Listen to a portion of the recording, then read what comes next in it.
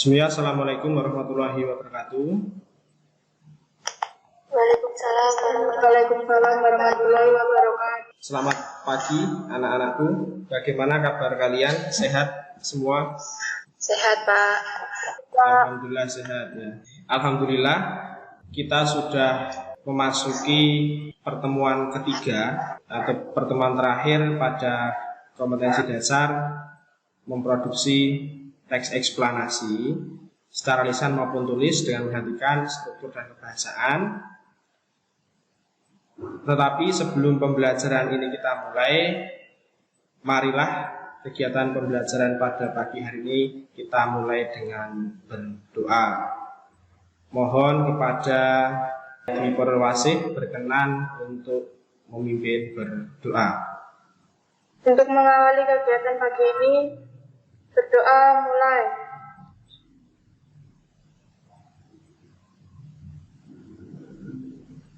Berdoa cukup. Terima kasih kepada Dwi Purwasih yang sudah memimpin berdoa. Semoga kegiatan pembelajaran daring pada kesempatan ini dapat berjalan lancar dari awal hingga akhir tanpa suatu halangan apapun. Amin. Anak-anakku, sebelum kita lanjutkan ke materi pembelajaran, kira-kira ada pertanyaan kah dari kalian terkait memproduksi teks eksplanasi? Kalau minggu kemarin kan kita membuat rancangan, kemudian mengembangkan menjadi sebuah teks eksplanasi yang utuh. Setelah itu dipresentasikan, meskipun belum semuanya presentasi. Apakah ada pertanyaan? Tidak. Ya. Oke, ini kelas ini masuk semua ya. Pak Denny tak melihat presensi kalian, apakah sudah masuk semua? Tak share screen dulu. Masih satu anak yang belum presensi, belum daftar hadir. Alhamdulillah kalian semua hadir ya. Kurang satu anak mungkin terkendala sinyal. Semoga segera dapat bergabung dan mengikuti pembelajaran pada pagi hari ini. Pada kesempatan ini kita akan mempelajari atau akan membahas materi tentang menyunting teks eksplanasi yang sudah kalian buat kemarin dengan memperhatikan struktur dan kebahasaan. Jadi kalau kemarin sudah buat rancangan, mengembangkan, sekarang kalian diminta untuk apa? Untuk menyunting. Nah, sebelum Pak Denny berikan penjelasan terkait materi ini, silahkan kalian akses di Mentimeter yang sudah Pak Denny sampaikan melalui WA Group tadi pagi.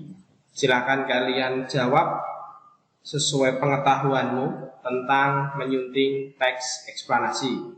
Siap? Siap, Pak. Siap, Pak. Ya. Siap, Pak. Oke. Sudah membuka link Mentimeter anak-anakku? Sudah. Oke. Bismillah, kita cek ya. Ada apa yang kamu ketahui tentang menyunting teks eksplanasi? Itu ada mengedit, ada mengoreksi, ada memeriksa kembali, ada menulis kembali, ada pemeriksaan. Di sini Pak Denny ingin menyampaikan tentang materi menyunting teks eksplanasi. Ayo, sebelum saya lanjutkan, coba Natasha, apa yang kamu ketahui tentang menyunting teks eksplanasi? Menyunting adalah suatu kegiatan pemeriksaan kembali sebuah karya tulisan naskah dengan memperhatikan sistematika penyajian. Pak Denny lanjutkan, menyunting teks eksplanasi. Nah, pada pembelajaran ini kita akan mempelajari pada kompetensi dasar 4.4, yaitu memproduksi teks eksplanasi secara lisan atau tulis dengan memperhatikan struktur dan kebahasaan. Indikator pencapaian kompetensi yang akan kita capai adalah 4.4.3, yaitu menyunting teks eksplanasi secara lisan atau tulis dengan memperhatikan struktur dan kebahasaan. Jadi kalau pertemuan sebelumnya kamu sudah membuat rancangan dan mengembangkan teks eksplanasi, pada kesempatan ini hasil karyamu kemarin akan kamu presentasikan dan dikomentari oleh temanmu. Hasil komentar temanmu akan kamu gunakan sebagai acuan untuk membantu kamu untuk melakukan penyuntingan teks eksplanasi kamu agar menjadi karya tulis yang lebih sempurna. Kegiatan menyunting seperti yang disampaikan dua anakku tadi, yaitu kegiatan pemeriksaan kembali sebuah karya tulisan atau naskah dengan memperhatikan sistematika penyajian, isi, dan bahasa. Jadi saat kamu membuat karya tulis, pastinya kamu akan membaca ulang, akan memeriksa kembali apakah ada tulisanmu yang kurang tepat. Ini pemilihan kata, pemilihan konjungsi, tanda baca, penggunaan kapital itu kurang tepat, akan memperbaiki pada tahapan menyunting ini. Kegiatan menyunting dilakukan di akhir kegiatan menulis sebuah karya tulis. Tujuan menyunting untuk mengurangi kesalahan-kesalahan yang dilakukan penulis dalam membuat tulisan sehingga kualitas tulisan menjadi lebih baik dari sebelumnya. Jadi kalau biasanya menulis langsung dikirim tugasnya itu kan, kalau toh itu betul semua bagus, tapi kalau ada kesalahan kita tidak bisa memperbaiki tanpa kita sunting terlebih dahulu. Teknik menyunting itu ada, yang pertama membaca ulang konsep dasar atau teks karangan yang setelah kita kerjakan, dibaca penuh dengan hati-hati dan teliti, perhatikan tanda baca, kosakata, pemilihan kata, terus huruf kapitalnya, kesesuaian isi teks dengan judul dan temanya, itu perlu kita baca. Yang kedua, kita akan mengidentifikasi dan memperhatikan kesalahan-kesalahan yang terjadi dalam penggunaan bahasa. Memperhatikan tata letak, layout, kira-kira paragrafnya itu dibuat satu paragraf atau dibuat beberapa paragraf tergantung strukturnya. Contoh, saat kita membuat teks eksplanasi minimal kita buat 3 paragraf. Ada pernyataan umum, ada deretan penjelas, ada interpretasi, itu minimal. Kalau kita buat satu paragraf utuh, di dalamnya ada 3 struktur kan juga tidak elok. Yang keempat, kita memperhatikan identitas, spasi, dan tingkat kerapian antar kata, kalimat, dan paragraf. Apabila kita tulis atau kita ketik, tentunya spasinya harus kita perhatikan apakah terlalu rapat atau terlalu rendah. Yang kelima, memperbaiki kesalahan-kesalahan teks, yaitu tadi, judulnya ditulis dengan huruf kecil semua. Seharusnya judul setiap unsur katanya bisa diawali dengan huruf kapital. Yang keenam, sebagai tahap finalisasi, seorang penyunting sebaiknya membaca ulang teks atau karangan yang telah disunting sebelum dipublikasikan. Itu tadi, kegiatan menyunting merupakan tahap akhir dari seseorang dalam menulis sebuah karangan. Bisa teks eksplanasi, bisa skripsi, bisa PTK, atau apapun bentuknya. Itu dilakukan di akhir untuk memperbaiki karya tersebut apabila ditemukan sebuah kesalahan. Contoh kegiatan penyuntingan. Di sini Pak Denny mengambil penggalan sebuah teks. Coba kira-kira bisa memahami ya, apakah sesungguhnya kekeringan dalam kurung kemarau itu kan langsung kalimatannya. Dikutip dari Wikipedia, kekeringan adalah keadaan kekurangan pasokan air pada suatu daerah dalam masa yang berkepanjangan, beberapa bulan hingga bertahun-tahun. Biasanya kejadian ini muncul bila suatu wilayah terus-menerus mengalami curah hujan di bawah rata-rata. Musim kemarau yang panjang akan menyebabkan kekeringan karena cadangan air tanah akan habis akibat penguapan atau evaporasi, transpirasi, ataupun penggunaan lain oleh manusia. Kembali ke topik pada pagi hari ini, ya, kamu nanti akan mempresentasikan hasil karyamu. Kita menggunakan non-example. Kalau kemarin sudah example, ini kembali ke non-example ya, hanya gambar saja. Persiapan Dwi Susilowati ya? Iya Pak. Ya. Silahkan kepada Dwi Susilowati untuk membacakan, untuk mempresentasikan karyanya. Kekeringan melanda daerah Gedangsari. Kekeringan adalah fenomena hidrologi yang paling kompleks. Wujudkan penambahan isu-isu berkaitan dengan iklim, tata guna lahan, dan pemakaian air. Kekeringan datang tidak tiba-tiba, seperti banjir atau gempa bumi, tetapi timbul perlahan-lahan, sehingga mudah untuk diabaikan. Tidak bisa diketahui secara pasti awal dan kapan bencana ini akan berakhir, tetapi semua baru sadar setelah di periode tengahnya. Kekeringan digolongkan dua: kekeringan alamiah, kekeringan antropogenik. Kekeringan alamiah terjadi akibat curah hujan bawah normal dalam musim, pasokan air, permukaan tanah, dengan air di dalam tanah sehingga tidak mampu memenuhi kebutuhan tanaman tertentu.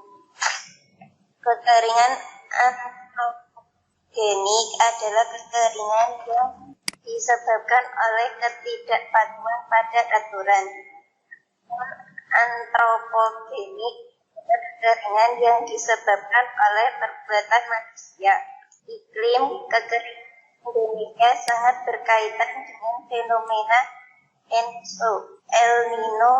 El Nino adalah kondisi normal iklim yang mengakibatkan panjang batas daerah.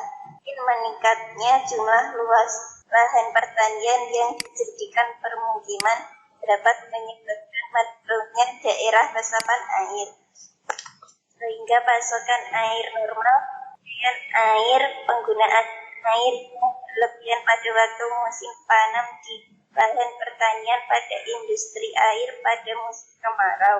Kekeringan dapat dikurangi dengan cara menghemat penggunaan air, melakukan penghijauan kembali, reboisasi, menanam pohon, serta berbagai persiapan yang dapat dilakukan saat musim kemarau tiba untuk mengurangi risiko terdampak kekeringan. Terima kasih ya sudah mempresentasikan hasil karyamu yang kemarin kamu buat. Ya, persiapan pasangan dari Dwi Susilowati ini nanti silahkan kalian mendownload di Google Classroom, semua bisa mengakses. Untuk kamu berikan komentar terkait karya temanmu, kemudian hasil komentar tersebut kamu kirimkan ulang di Google Classroom, mempresentasikan atau mengomentari langsung secara live di Google Meeting.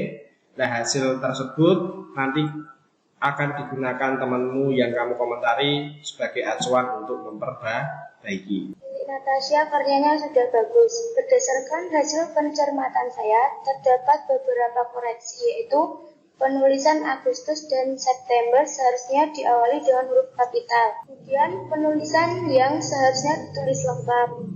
Selanjutnya, penulisan kata tandu Afrika dan Sahel seharusnya diawali dengan huruf kapital juga.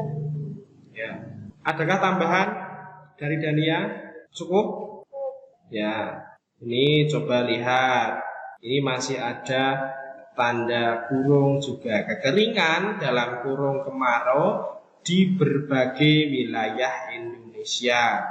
Apakah penulisan judulnya sudah tepat, Dania? Belum, Mbak. Ya. Seharusnya kekeringan kemaraunya dihilangkan saja. Di berbagai wilayah Indonesia juga seharusnya wilayah Indonesia ininya diawali huruf kapital, K-nya juga huruf kapital ya. Ya. Tadi kalau kita sudah menyunting berdasarkan kegiatan memproduksi teks dengan teknik non teksnya, karena apa?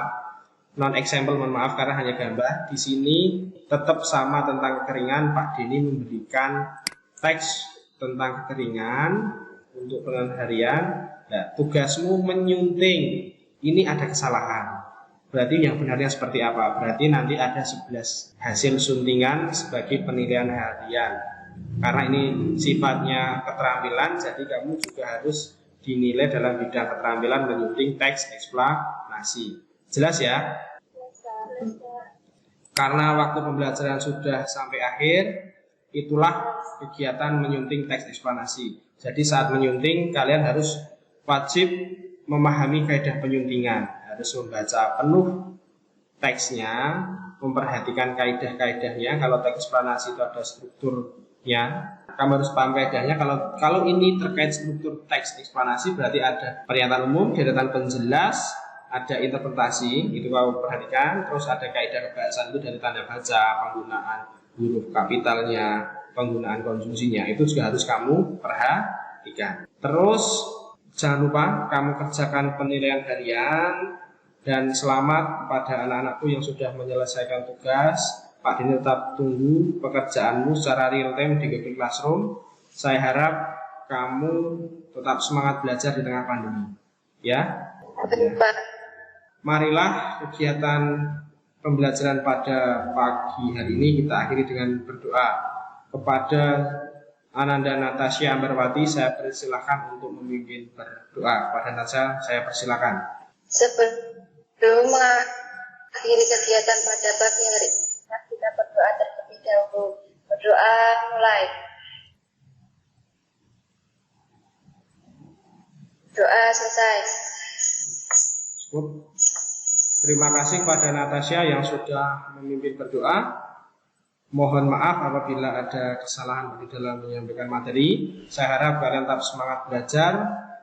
Kita bertemu kembali di pembelajaran berikutnya meskipun melalui room daring. Sekian.